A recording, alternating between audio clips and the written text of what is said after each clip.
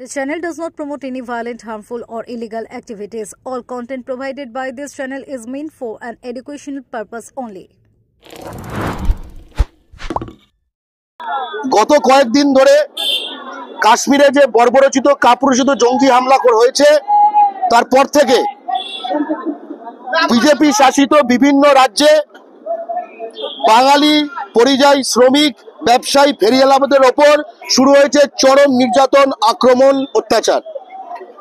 পশ্চিমবঙ্গের যারা মুর্শিদাবাদ জেলা, মালদা জেলা, বীরভূম জেলা, পূর্ব মেদিনীপুর, পূর্ব বর্ধমান, দক্ষিণ চব্বিশ পরগনা, বীরভূম বিভিন্ন জেলার বাঙালিদের সেখানে ধরে পিটানো হচ্ছে, লুট করা হচ্ছে, বাংলাদেশি দাগিয়ে গ্রেপ্তার করানো হচ্ছে, রাস্তায় তাকে ধরে রাখা হচ্ছে, নারী থেকে পুরুষ আলাদা করে নিয়ে যাওয়া হচ্ছে, বস্তি ভেঙে দেওয়া হচ্ছে এবং তাদের তাড়িয়ে তাড়িয়ে পশ্চিমবঙ্গে ফেরত পাঠিয়ে দেওয়া হচ্ছে। এরা কেউ বাংলাদেশি না, তার কারণ এদের কাউকে ধরে কিন্তু ফরেনার্স অ্যাক্টের আইন দিচ্ছে না, এদের কাউকে তারা যে বাংলাদেশে চালান করে দিচ্ছে এরকম নয়, শুধু এরা হচ্ছে কি পশ্চিমবঙ্গে তারা পালিয়ে ফেরত চলে যায়। এই অসহ্য অবস্থা উড়িষ্যাতেও হয়েছে, গুজরাটে হয়েছে, সুরাতে হয়েছে। উড়িষ্যায় বলছে যে বাসগুলোকে বাংলাদেশে বাস এলে জ্বালিয়ে দেবে, তারপরে পেটানো হবে। এবং গুজরাটে বিশেষ করে যেটা করছে সেটা হচ্ছে যে যারা স্বর্ণ শিল্পী সেখানে যারা সোনার শিল্পী, সেখানে যারা হীরের শিল্পী, মহারাষ্ট্র এই ঘটনা ঘটছে। রাস্তায় আটকে ফেরিওয়ালাদের পেটানো হচ্ছে, বাচ্চা বাচ্চা ছেলে বয়স্ক বাঙালি ফেরিওয়ালাকে পেটাচ্ছে। এই ভয়ঙ্কর জিনিস সহ্য করা যায় না, বারবার ঘটছে, না প্রথমবার না। এর আগের বার যখন উড়িষ্যা একই ঘটনা ঘটেছিল, বাংলা পক্ষ উড়িষ্যা ভবন ঘেরাও করে বন্ধ করে তাদের কাছ থেকে সেখানকার সেক্রেটারি লেভেলকে ওখানে ফোনে বলতে বাধ্য করেছিল আমরা আক্রমণ বন্ধ করব। কিন্তু আমরা দেখলাম বারংবার এই জিনিসটা হচ্ছে।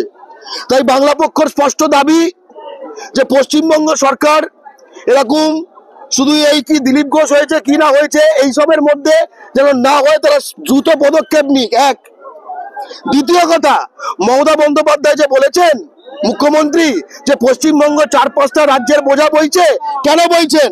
পশ্চিমবঙ্গের 21 লাখ লোক বাইরে, সেখানকার শ্রমিক পরিযায়ী শ্রমিক তারা কুকুর বেড়ালের মতো থাকবে, লাঠিচাটা খাবে। আর এখানে 2 কোটি মানুষ বিহারের, ঠিক আছে, 10 লাখ মানুষ উড়িষ্যার, তারা সেখানে বসে যাবে আর আমরা এরকম ভাবে তাকিয়ে তাকিয়ে দেখবো? এটা হতে পারে না। পশ্চিমবঙ্গ সরকার খুব স্পষ্ট ভূমিপুত্র সংরক্ষণ চালু করুক। সেটা পশ্চিমবঙ্গের যত শিল্প হচ্ছে, সেখানকার চাকরি হোক, হকারি স্পট হোক, ব্যবসা হোক, সবকিছু ভূমিপুত্র সংরক্ষণ। এবং শেষ কথা, দেখুন, বাংলা পক্ষ আইন সংবিধান মেনে চলে। আমরা সকলকে বলবো আইন সংবিধান মেনে চলবেন। বিজেপি ভারতে জাতিতে জাতিতে একটা এই যে আক্রমণ চালিয়ে দিচ্ছে, এরা ফাঁদে পা দেবেন না। কিন্তু একটা জাতিকে টার্গেট করে, বাঙালি জাতিকে টার্গেট করে মেরে মেরে মেরে মেরে অত্যাচার করে করে আপনি কাহাতক তাকে যদি একদম কোণঠাসা করে দেন, সে প্রতিটি বাঙালি বাংলা পক্ষের এই আইন সংবিধান মানার কথা শুনবে? তাই সকলকে বলবো যে আপনারা এই আগুন নিয়ে খেলাটা কিন্তু এই গুজরাট, উড়িষ্যা এরা বন্ধ করুন। আগুন জ্বালালে কিন্তু শুধু একটা জায়গায় থেমে থাকে না, পুরো বন বাজার জ্বালিয়ে দেয়। আমাদের কাছে ফোন আসছে আসাম থেকে, মুম্বাই থেকে, এমনকি হরিয়ানা থেকে, বিভিন্ন রাজ্যে হচ্ছে। সমাধানটা কি? বাংলা পক্ষ কি সমাধান কি এখন পরামর্শটা কি দিচ্ছে বা কি করতে চাই? এর স্পষ্ট সমাধান দীর্ঘমেয়াদে স্থায়ী এবং সমাধান হচ্ছে ভূমিপুত্র সংরক্ষণ। আজকে বানতলায় 6 থেকে 10 লাখ লোক বাইরের রাজ্যের কাজ করে। আজকে খড়গপুরে 3-4 লাখ লোক বাইরের রাজ্যের কাজ করে। আজকে আসানসোল শিল্পাঞ্চলটা প্রায় জেলাটাই আজকে প্রায় পূর্ব বিহার হয়ে গেছে। আজকে হলদিয়াতে কয়েক লাখ বাইরের রাজ্যের লোক কাজ করে, 10 লাখ লোক কাজ করে লজিস্টিক সেক্টরে, হুগলি হাওড়া ইয়েতে, ঠিক আছে। গঙ্গার 2 পারে, হুগলি হোক, উত্তর 24 পরগনা হোক, সেখানে কয়েক লাখ কাজ করে ঢুকে ঢুকে এখন এমপি হয়ে গেছে। আগে এমএলএ অব্দি হতো, এখন এমপি পর্যন্ত হয়ে গেছে বহিরাগতরা। আপনি ফারাক্কায় চলে যান, কোনো বাঙালিকে সেখানে কাজ দেয় না, সেখানে বাইরের লোক কাজ করে। আপনি ইন্ডাস্ট্রিয়াল পার্কগুলোতে চলে যান, মুর্শিদাবাদে আপনি মালদায় চলে যান, সেখানে দেখবেন সব বহিরাগতরা কাজ করে। আপনি শিলিগুড়িতে চলে যান, সেখানে যে কাঞ্চনজঙ্ঘা যে ইন্ডাস্ট্রিয়াল পার্ক তৈরি হয়েছে সেখানে বহিরাগতরা কাজ করছে। এই জিনিস চলতে পারে না। ভূমিপুত্র সংরক্ষণ চাই, বাংলায় কাজ আছে, বাঙালির কাজ নেই, এইটা হচ্ছে বাস্তব।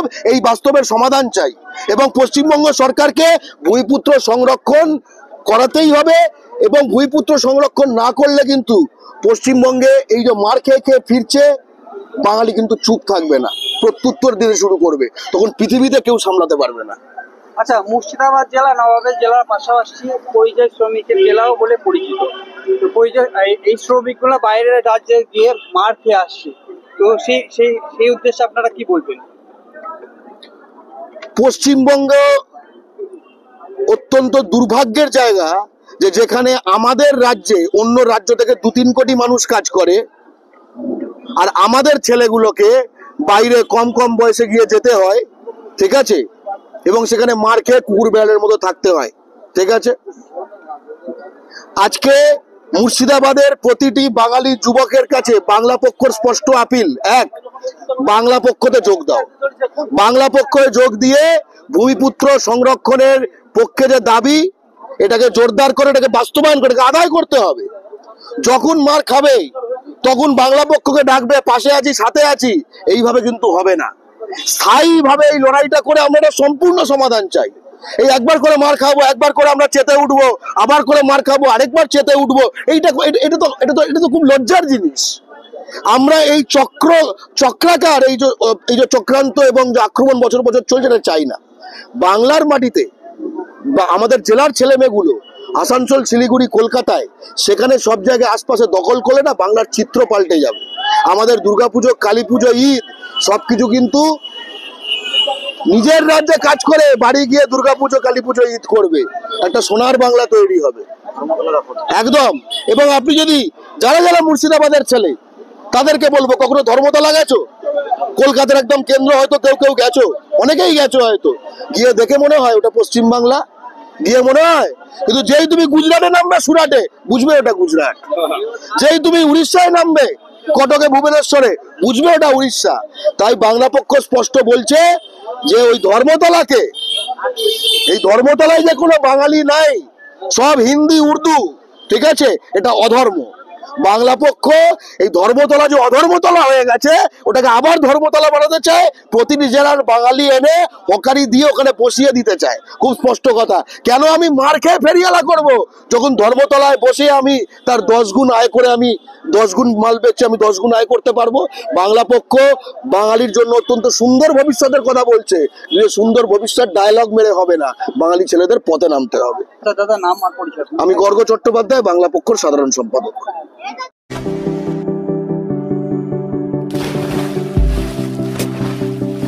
Fasten your seatbelts as you take a tour around your marine wonderland.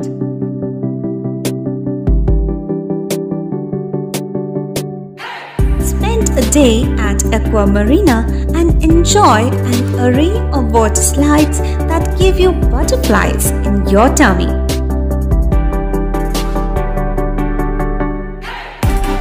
Aqua Marina is a holistic weekend destination for friends, family, and couples and offers magic to soothe your body, mind, and soul.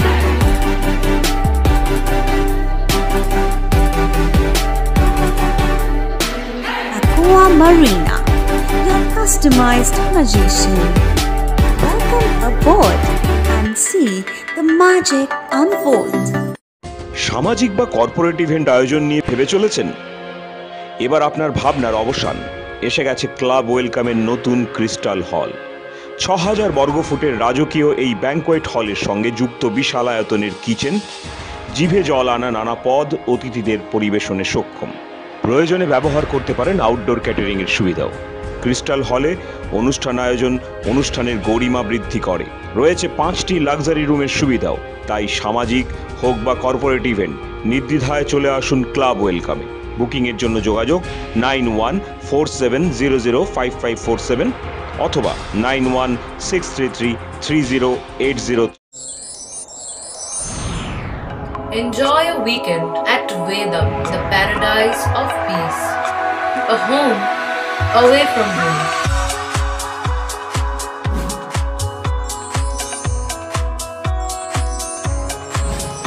See yourself resonating with the nature. Vedam welcomes you to create your best memories.